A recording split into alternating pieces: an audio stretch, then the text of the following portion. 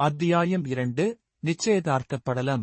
பெற்றோரின் வார்த்தைக்கு மறுவார்த்தை சொல்ல எனக்கு துணிவில்லை.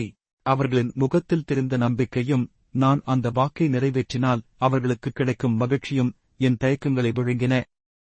நிச்சயதார்த்தம் ஏற்பாடானது. விருந்தினர்கள் சூழ அவள் என் எதிரே வந்து அமர்ந்தாள். அன்றுதான் அவளை நான் உற்று நோக்கினேன்.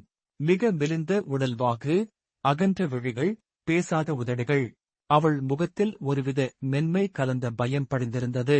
நிச்சயமற்ற ஒரு எதிர்காலத்தைப் பற்றிய பயமா, அல்லது என்னைப் பற்றிய பயமா? நான் அவளைப் பார்க்க அவள் தன் பார்வையைத் தாழ்த்திக் கொண்டாள்.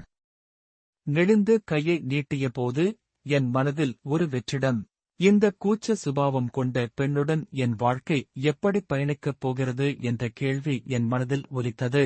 நிச்சயதார்த்த மோதிரம் அவள் கையில் இடப்பட்ட போது ஒரு கனமான பொறுப்பு என் மீது சுமத்தப்பட்டதாக உணர்ந்தேன். Please like, share and subscribe.